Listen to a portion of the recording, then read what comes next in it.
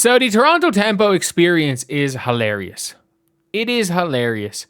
And for me, the reason why I find it so funny is because on any given game, this is the wrong game.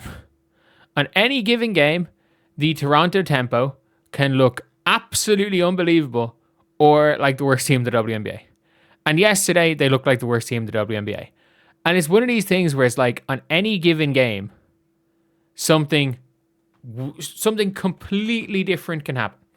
Like we're looking at it, and there were a lot of games where Kia Nurse looked like she shouldn't have been in the league. Up until yesterday, Kia Nurse looked like she shouldn't have been in the league. Kia Nurse goes and drops 23 points. Or 23 points off the bench. She drops 23 off the bench. Sykes and Mabrey combine for 9 points. They combined for 9 points yesterday. They combined for 9. Marina Mabrey had 3. She had 30 the game before. She had 3. If you look at her game log is hilarious this season. 26, 27, 7, 14, 33. She has had 50% of her games have been over 25 points. And 50% and 33% of her games have been under 7. Like, are we serious? This is one of the funniest like groups of players, and Sykes is the same. Sykes is one of those players that will give you 30 one night and 4 the next night. They are the most inconsistent duo in the league, and when they are firing on all cylinders, they can beat everybody. Duh, I think we all know that. They have the ability to beat anybody when both of them are shooting well.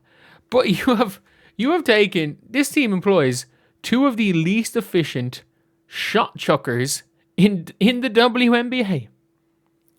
Like 2 of the absolute least efficient shot chuckers are both on the same team. On the same team.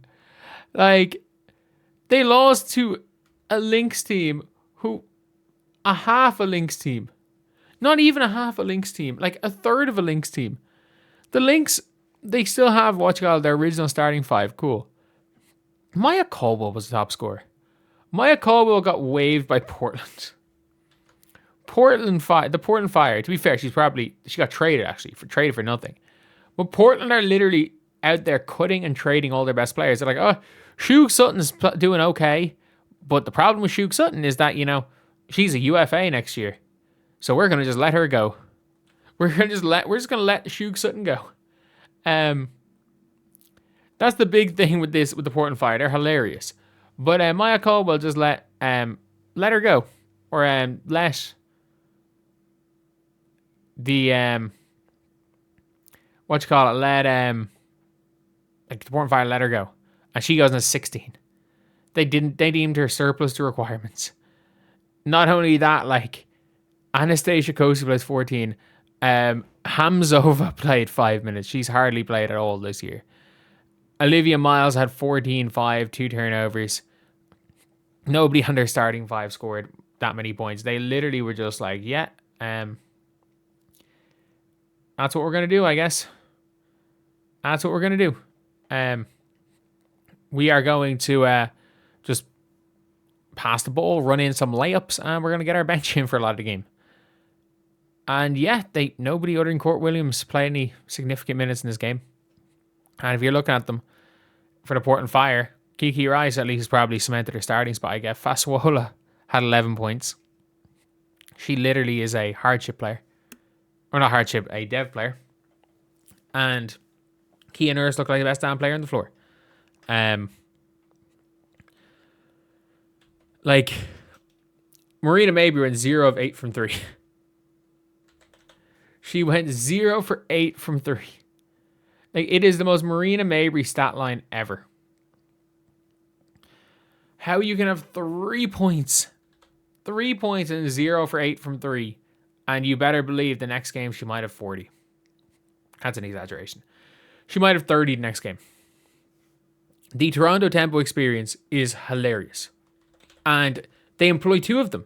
They employ Brittany Sykes and they employ Marina Mabrey, who are both hilarious as players because they can shoot you into a game, they can shoot you out of a game.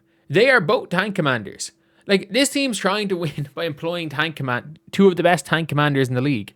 But the big thing is when you're employing tank commanders, if you got two of them, all it takes is one of them to heat up and you might win a game, I guess.